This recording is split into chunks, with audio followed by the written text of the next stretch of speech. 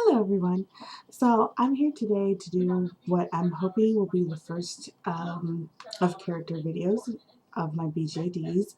I've been seeing a lot of people doing this as of late, so I don't know. I just wanted to kind of join in and share the characters that I have.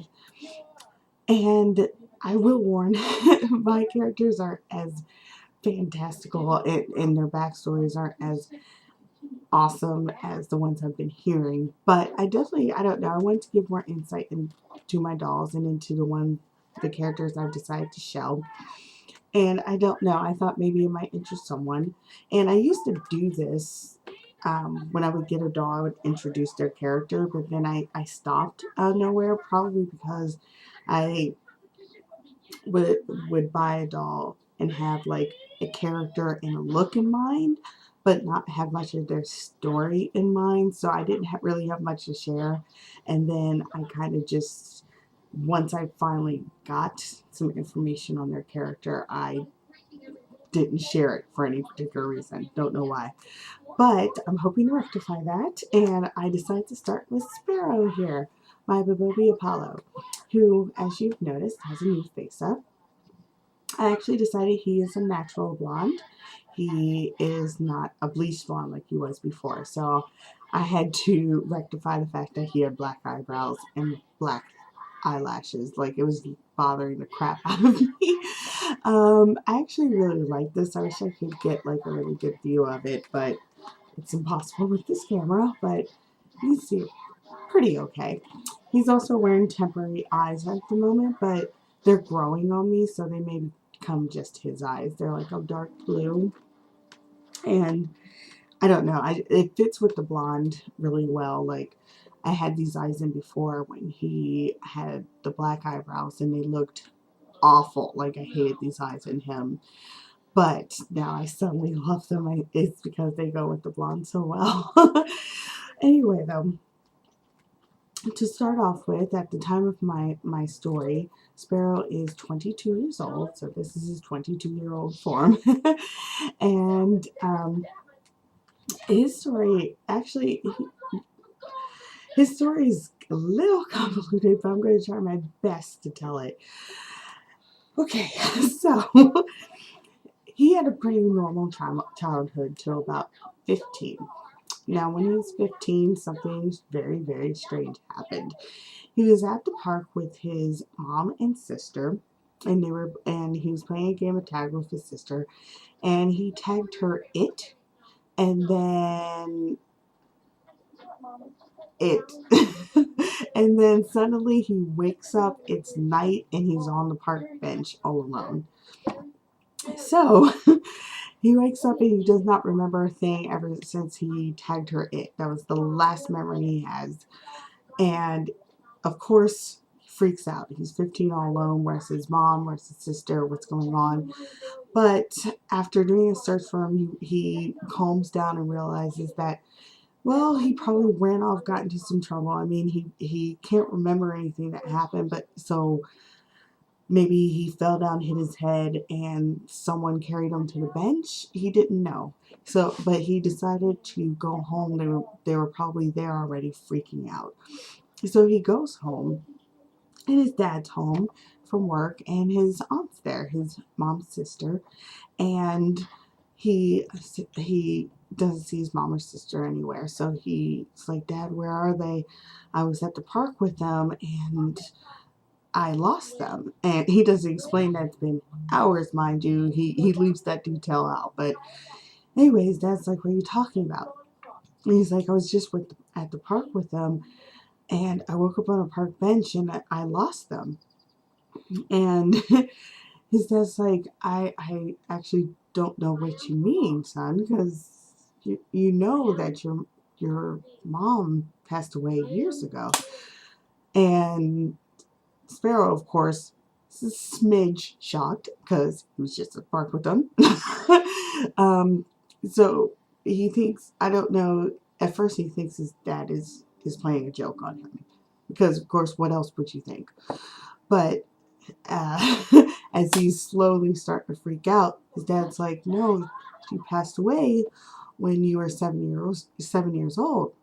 And then his aunt comes over and is like, I wanting to know what's going on because she's hearing this big commotion. And that's when, Sparrow's like, you know, where's my mom? Where's my sister? I was just at the park with her. And he's like, honey, she passed away. I'm married to your dad now. And then Sparrow's like, what the like, I mean, what do you even say to that? Like, how do you even feel about that?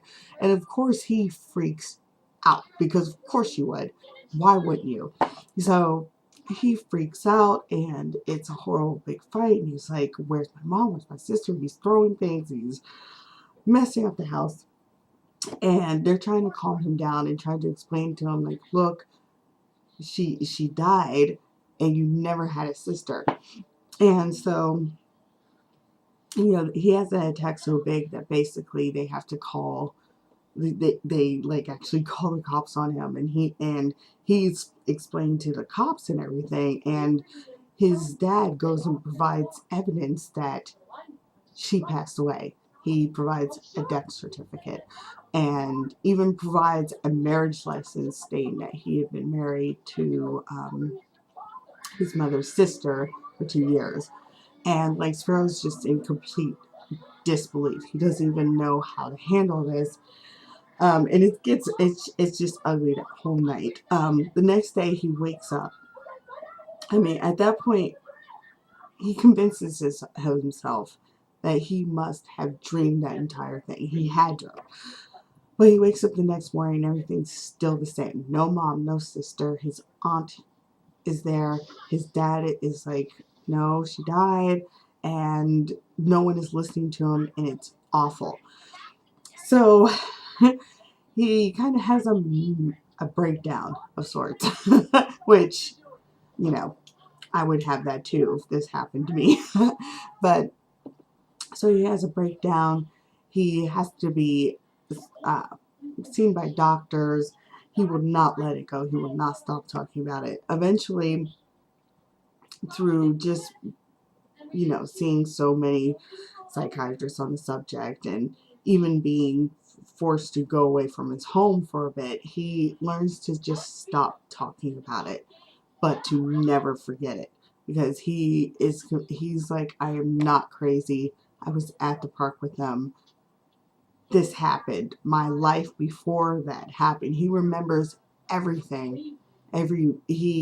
Not every single little tiny thing, but you know what I mean? He remembers the years he had with his mom, with Anne, taking care of his sister, and all of that. He can't just be making it up. He refuses to believe he was making that up, especially how happy his dad was when being married to her, and how happy he was when his sister was born. And just he can't forget that. He refuses. So, but he learns to not talk about it because no one believes him. Absolutely no one believes him. And he can't find any proof that his mom and sister existed past when he was 7. He can't find anything. The only thing he can find are things from his childhood, and he clings to those. Like, he clings to anything that he and his mom shared when they were little, especially this book that she would read him called Frozen Clockworks, which is actually a fake book that I'm putting a book within a book that I plan to also write. So I need to figure out what that's about. But it was his favorite book that his mom read to him when he was a kid. And so Sparrow learned to not talk about, but never forget. And he didn't know actually what to do at that point in finding them,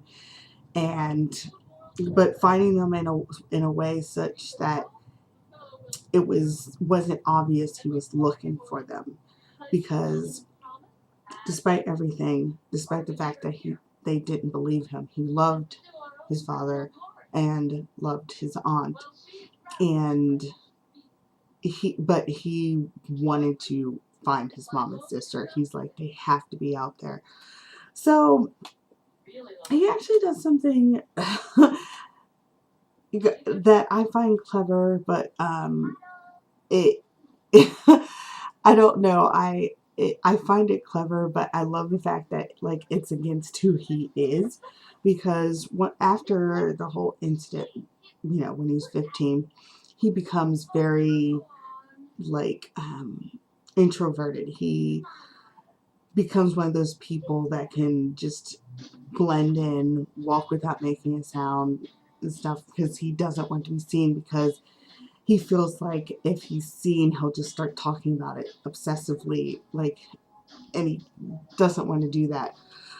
So, but one day, like, he comes up with this weird idea. And he was like, well, it's a way to search without being obvious, and it's a way to put clues out there without being obvious. And he decides to start a band. And he actually gets the idea from, by the way, a fictional movie I'm putting within my book. He gets the idea from that to start a band and write lyrics as like to be dissected by people who may have seen his mom and sister. Oh God, it's not awful, sorry. And to hopefully get noticed enough so that he can tour and then look for him while he's touring. And he knows it's an odd idea, but he's young, and it's a way he can get out there and physically do something, put stuff out there so that, he's heard, but he's not shouting out stuff that people think he's crazy over. So he does start a band. He becomes a singer of it. Um, he's always had a really good singing voice, though slightly off-putting, simply because his voice is kind of a contradiction of what he looks like. Like, as you can see, he's very cutesy and wide-eyed, and I just find him adorable. But when he sings, he sounds like John Myberg from Shearwater, which is very deep, and you're just like, this really is a contradiction. So like, in a way, like, I love how off-putting it is. Like, when he first starts to sing, people like don't know what to do with him, because they're like, that is just odd. So he actually starts wearing like hoodies and sunglasses to hide most of his face, so that like he seems like very enigmatic. And that actually makes his band popular. And he actually does end up touring, and his lyrics do put out clues, and people dissect them and put their theories on the internet, and he reads through those trying to see if anyone is grasping what he's asking for. A couple people do, a couple people nail it right on the head, but they haven't seen anything. And he starts to tour. While he's touring, he's looking and gathering information. And that's probably where I should leave it for his backstory, because from there, the meat of the story happens. But that's how he gets started. He, of course, I don't know if I mentioned, he names the band Frozen Clockworks because he wants that to be like forefront, so that like if his mom and sister see it, maybe they will just instantly be like, let's go see this band. It's named after the book I would read my children, that kind of thing. So like, yeah, it's sounds kind of wonky and convoluted, but I hope it made sense. And Loki, my doll Nora, is part of the band and actually becomes his boyfriend and has his own backstory, which I plan to do next. And I hope this came out okay. I'm not, since this is my first time trying to explain a whole backstory, it may not have come out as awesome as it sounds in my head. But I'm hoping it, for the most part, made sense, and I hope to actually get better at these videos the more I do them, because I do, at this time, have a lot of characters at home, and I'm going to do my best to do, if a character is related in a way to another character, I plan to do their videos back to back or together, if only so that um, it just keeps things easier to put together. You know what I mean. So anyway, that is pretty much all I can share right now for Sparrow story without giving too much away.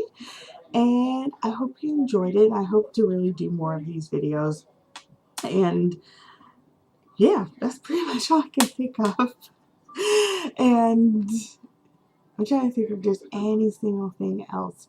I can't think of anything, but if you have any questions on any parts of the backstory I just, blathered out, feel free to leave them and I'll try to answer them the best I can. Hopefully, if YouTube works for me anyway. And that's all, everyone. Thank you so much for watching. Bye.